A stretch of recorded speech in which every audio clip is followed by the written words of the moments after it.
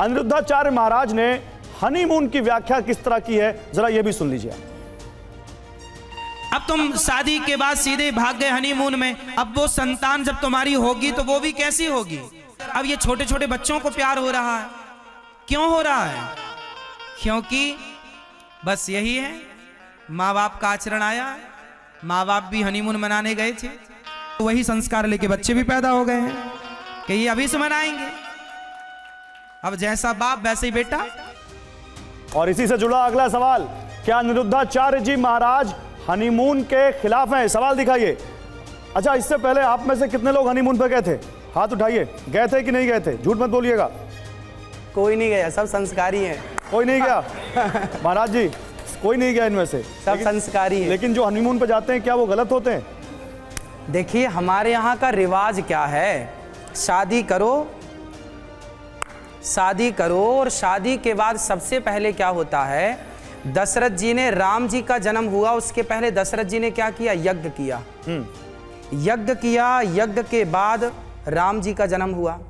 हमारे भारत में जो परंपरा है वो ये रही कि जब हम विवाह करते हैं तो सबसे पहले हमारी अर्धांगिनी आती है और हम सब दोनों कुल देवताओं का, कुल देवियों को प्रणाम करते हैं, ग्राम देवताओं को प्रणाम करते हैं, भगवान के चिंतन के साथ, भगवान की शरणागति करके फिर अपना गृहस्थ जीवन स्टार्ट करते हैं।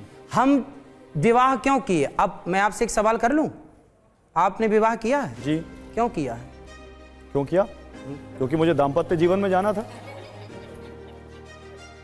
क्यों जाना है दाम्पत्य जीवन में? क्या प्रॉफिट है उसके, क्या फायदे हैं? नहीं, मैं आपसे सवाल यहाँ पे जवाब देने नहीं आया हूँ, मैं आपसे सवाल पूछने आया हूँ। ऐसे करेंगे तो बहुत सारे सवाल हैं। देखिए, हमारे भारत में, मैंने प्रश्न ना लॉजिकली किया है, आप समझिएगा। एक बहुत बड़ा अर्थ मैं बताऊंगा इसका, आपको पता नहीं हो और आप जितने यहाँ बैठे हैं शायद किसी को पता हो। हमारी हिंदू संस्कृति में यदि ये सवाल आपसे पूछा जाए कि आपने विवाह क्यों किया है, तो 99% लोग इसका उत्तर नहीं दे पाएंगे कि हमने विवाह क्यों किया है। विवाह करने का उद्देश्य क्या है वो लोग नहीं जानते और विवाह कर लेते हैं। हमने विवाह क्यों, आप हमसे पूछिए कि आपने विवाह क्यों किया है, हम बताएंगे। हमने विवाह इसलिए किया है क्योंकि हमारे सनातन धर्म में बिना विवाह के यज्ञ का अधिकार नहीं होता। जब पत्नी आती है तो आपने देखा होगा विवाह एक यज्ञ है, इसलिए मंडप के नीचे पंडित जी आपको सबसे पहले यज्ञ कराते हैं और उस यज्ञ मंडप की 7 प्रदक्षिणा होती हैं। वो यज्ञ से हमारी गृहस्थी स्टार्ट होती है। महाराज जी, आप तो शादी से पहले भी नहीं मिलने देते, शादी के बाद भी नहीं मिलने देते। शादी से पहले आपने कहा कि किसी को अपनी होने वाली बीवी को भी नहीं टच भी नहीं करना चाहिए, और शादी के बाद कह रहे हैं कि आप हनीमून भी नहीं करना चाहिए। ये मतलब क्या? ये नहीं क्या लिखा? आदमी एक मिनट, नहीं, रुके। महाराज इधर देखिए, आप शादी से पहले भी नहीं मिलने देते, शादी के बाद भी नहीं मिलने देते। अब आदमी करे क्या, जिए मर जाए? शादी के बाद ही मिलिए ना पत्नी से, मिलने का थोड़ी कहाँ जाने दे रहे हैं? शादी के बाद ही तो हनीमून पे जाता है शख्स। हमारे यहाँ विवाह क्यों होता है? क्योंकि विवाह के बाद ही, आप देखिए हमारे वेदों में, जब आपने पूछा ना कहाँ लिखा है, मैं आपको बता रहा हूं, मैं जो भी बोलता हूं प्रमाण के साथ। जब भगवान राम ने माता सीता को वनवास भेजा, माता सीता वनवास गई, उस समय भगवान राम ने एक यज्ञ किया था। वशिष्ठ जी से कहा कि मैं यज्ञ करना चाहता हूं, क्या मुझे यज्ञ की इजाजत है? वशिष्ठ जी ने कहा आपको यज्ञ की इजाजत नहीं है। क्यों? क्योंकि यज्ञ की इजाजत तब मिलेगी जब आपकी पत्नी आपके पास होगी। एक मिनट बोलने दीजिए। जब आपको यज्ञ की इजाजत मिलेगी जब आपकी पत्नी पास में होगी। तो बोले मेरी पत्नी तो है पर वनवास में है, बोले लेके आओ, बोले ला नहीं सकते। अब वो मजबूरन हालात आप सब समझते हैं। तब फिर भगवान राम को सोने की सीता बनानी पड़ी। और अब बताइए, राम तो भगवान थे ना, पर भगवान को सोने की पत्नी बनाकर बिठालना पड़ा, तब उन्हें यज्ञ का अधिकार मिला। आप यज्ञ करना चाहते हैं तो ना पुरुष अकेला यज्ञ कर सकता है, ना स्त्री अकेली यज्ञ कर सकती है। हम सबको गृहस्थ को ही यज्ञ का अधिकार है। सामान्य हवन पूजन कर सकते हैं। हनीमून से आएगा फिर यज्ञ कर लेगा, क्या दिक्कत है? भाई शुरुआत अच्छी हो, शुरुआत अच्छी होगी तो भविष्य अच्छा होगा, समझिए। अच्छा, यज्ञ करके पूरी जिंदगी तो आपको घूमनी है, कौन मना करेगा? यज्ञ पूजा करके हनीमून पे चला जाए तो दिक्कत नहीं है आपको? यज्ञ करके चला जाए हनीमून? हाँ, यज्ञ करे, पूजा, जो घर के कुल देवताओं को तो प्रणाम करे। पहले जमाने में जो ऋषि मुनि होते थे, जो शादी नहीं करते थे, वो यज्ञ नहीं करते थे, आप ये कह रहे अभी हैं? क्या मेंशन किया, क्या बोला? सामान्य जो विशेष बड़ा यज्ञ है वो यज्ञ गृहस्थ, इसलिए वशिष्ठ जी गृहस्थ थे। अच्छा, अब इसमें यज्ञ का भी अकॉर्डिंग टू द कन्वीनियंस चीजें हैं कि आप कब शादी करेंगे तो कौन सा यज्ञ शादी करेंगे, कब करेंगे, शादी बोला- नहीं करेंगे तो कौन सा यज्ञ। ठीक है, ओके, सवाल के बाद। शास्त्रों में इसका वर्णन है। यदि आप शास्त्रों पे बिलीव करते हैं तो आप मानिए कि वशिष्ठ जी, हमारे जितने अधिकाधिक संत हुए हैं वो सभी संत गृहस्थ थे। सभी संत हमारे अधिकाधिक गृहस्थ थे।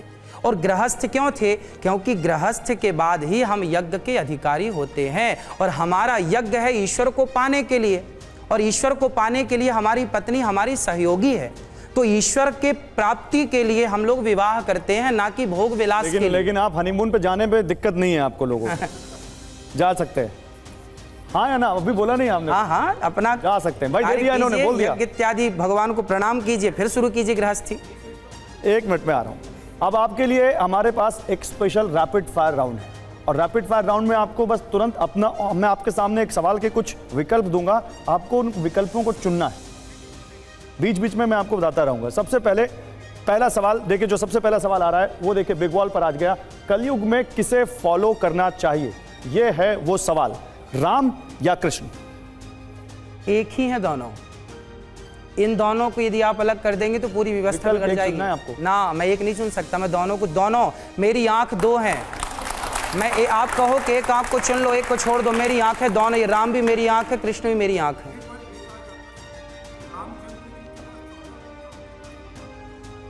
ये आपकी माइक, आवाज नहीं जा रही, आपकी आवाज नहीं जा रही, माइक इनको आपकी आवाज नहीं जा रही, आपकी आवाज नहीं जा रही। 1 मिनट। आप में से और कोई कुछ पूछना चाहता हो तो बताइएगा, बोलिए। पहले तो महाराज जी के चरणों में कोटि कोटि प्रणाम। जी। महाराज जी, मैं आपका लगभग कभी कभार मैं सुन ही लेता हूँ कथा पूरा, और मैं बहुत प्रभावित हूँ आपसे, और मैं तो पूर्ण रूप से आपका समर्थन करता हूँ। आपके जितने भी वचन होते हैं सब मैं उनका समर्थन करता हूँ, और मैं ही नहीं, यहाँ पर जितने बैठे हुए हैं उसमें से 80% लोग आपका समर्थन करते होंगे। और जी, और इसलिए मैं आपको हृदय से धन्यवाद करता हूं कि आप इस भारतवर्ष के बच्चों को। तो आपको कोई सवाल नहीं पूछना है? ठीक है, हाँ 1 मिनट बोलिए। 1 मिनट, इधर कोई सवाल पूछना है आपको? महाराज जी, मैं ये कहना चाहता हूँ कि जो आप अभी व्यवस्था चला रहे हैं, मेरे हिसाब से वो 100 का 0 बराबर है। क्योंकि जो पहले साधुओं का काम था उसका आप 1% भी नहीं कर रहे हैं।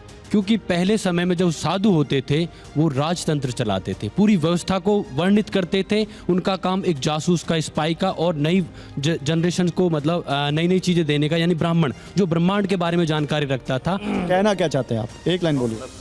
हरित भूमि तृण संकुलित समझ पड़े न पंथ जिमी पाखंड विवादते लुप्त हुए सदग्रंथ। यानी आप जो पाखंडी है ना, उन्होंने ग्रंथों को दबा दिया है, इसलिए आप सदग्रंथों को पुनर्जीवित करके और जो मार्गदर्शन ऐसा करें पब्लिक का, जो ऊंच नीच खत्म हो, और जो हिंद सनातन है ना वो पूर्णतः फिर पावर में आए, और जो 4 व्यवस्थाएं हैं वो वैसे ही चले जैसे अभी नहीं कर रहे ऐसा? वो ऐसा अभी नहीं हो रहा है। अभी नहीं हो रहा। क्या समाज की सेवा करना, अभी क्यों नहीं कर रहे भाई राजनुद्धाचार्य जी? आप समाज की सेवा करना क्या संतों का धर्म नहीं है? आज गौरी गोपाल आश्रम में 280 वृद्ध माताएं रहती हैं, जिन माँओं को बेटे घर से निकाल देते हैं, ऐसी बेसहारा माएँ रहती हैं।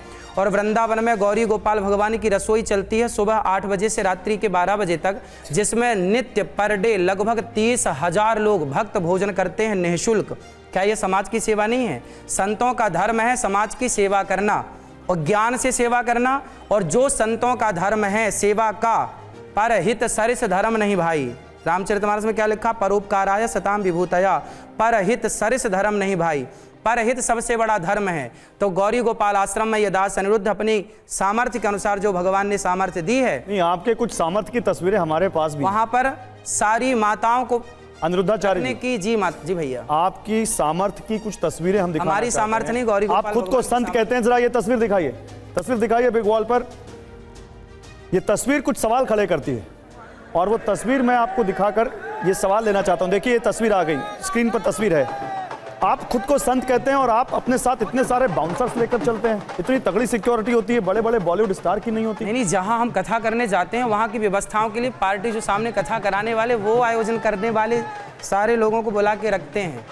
वो हम नहीं लेके जाते, हमारे पास तो जो व्यवस्थाओं में है सामान्य लोग वो चलते हैं। नहीं, लेकिन संत को तो अपने भक्तों से, अपने फॉलोअर्स से मिलने में कोई दिक्कत नहीं होनी चाहिए। मैं जो तो हम तो तस्वीरें रोज दिखा रहा हूँ, मिलते इन तस्वीरों में आप तक कोई पहुंच ही नहीं सकता। ना। नहीं, आपके चारों तरफ सुरक्षा घेरा है। हजारों लोग रोज मिलते हैं, अभी भी आप देख लीजिएगा, आप कभी गौरी गोपाल आइएगा, हजारों लोगों से आप मैं देखिए आज ये भी मिलके तस्वीर, आया हूँ। दोनों तरफ आपकी गाड़ी के फॉलोअर्स हैं, आपको चारों तरफ से बाउंसर्स हैं, इधर भी बाउंसर्स ने घेर रखा है, इधर भी आप गाड़ी पर खड़े हैं तो दोनों तरफ बाउंसर्स दिख रहे हैं। वो व्यवस्थापक हैं, जहां जाते हैं ना वो देखिए, अब गाड़ी के ऊपर खड़े होकर सबसे मिल रहे हैं। मिलने का एक तरीका है ना, यदि सबके बीच में फंसेंगे तो कोई बाल खींचेगा, कोई कपड़ा खींचेगा, इसलिए एक व्यवस्थित ढंग से ना मिलना पड़ेगा। भाई पब्लिक तो अपनी श्रद्धा से आती है, पर उसे ये नहीं पता कि श्रद्धा के कारण सामने वाले को चोट भी। अब छोटे छोटे बच्चे होते हैं, अब पब्लिक आई और बच्चों के ऊपर चढ़ गई, तो हमें पूरी ये व्यवस्था देखनी पड़ती है कि हमारे कारण किसी बूढ़े को धक्का लग जाए, गिर जाए, नुकसान हो जाए, तो गाड़ी के ऊपर चढ़ के सबको हाथ हिला के सबको नमस्कार प्रणाम करते हैं, सबका अभिवादन लेते हैं। नहीं, ये इसको हम समझते हैं, लेकिन क्या कभी आपको कोई खतरा भी महसूस होता है? खतरा क्या है, भगवान है रक्षक, भगवान रक्षक है, बिल्कुल कोई खतरा नहीं। कोई खतरा नहीं। ठीक है।